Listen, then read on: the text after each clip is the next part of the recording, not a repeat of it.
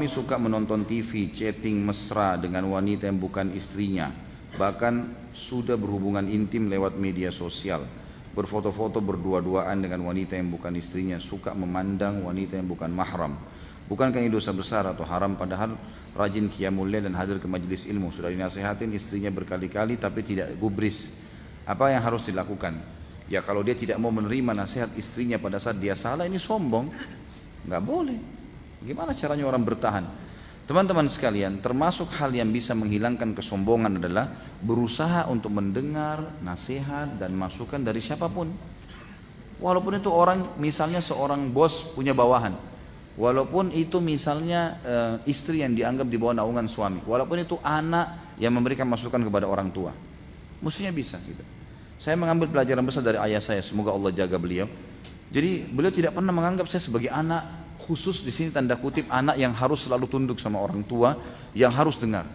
Bahkan seringkali saya balik telepon ditanya, dimusyawarakan, Khalid menurut kamu seperti ini bagaimana? Dan beliau sangat terbuka, membuka diri untuk menerima masukan-masukan. Saya melihat ini sangat tepat ya. Jadi kalau memang hal-hal itu positif kita terima. Nabi SAW pernah menerima masukan dari Ummu Salamah radhiyallahu anha. Bukan aib menerima masukan dari istri, apalagi kalau memang kita membutuhkan itu. Tapi istri bukan juga setiap saat selalu mengatur suaminya, gitu kan? Itu juga tidak boleh dalam hukum syariah, harus berimbang, gitu kan? Di antara keduanya. Karena istri itu boleh memberikan masukan-masukan dalam dua keadaan. Pada saat diminta musyawarah oleh suaminya, atau pada saat suaminya sedang salah dia ingatkan, itu saja. Tapi bukan dia yang mengatur, karena pemimpin yang mengatur, si suami, gitu kan?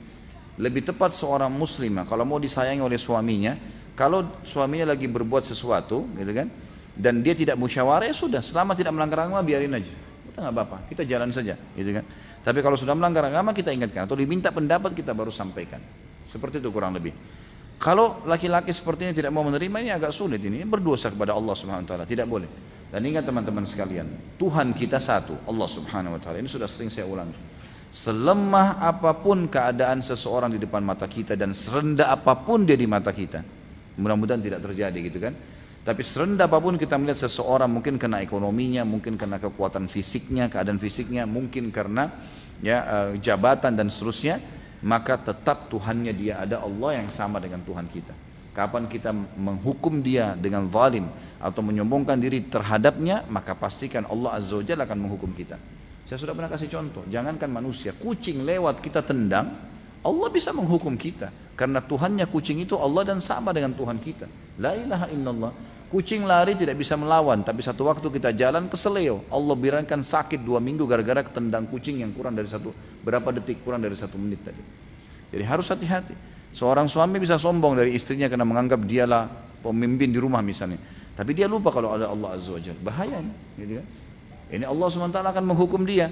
Begitu pula dengan atasan, begitu pula dengan yang lainnya. Allahu a'lam. Saran saya adalah ibu doakan, nasihatin, tidak usah putus asa, tapi dengan cara yang santun, gitu kan?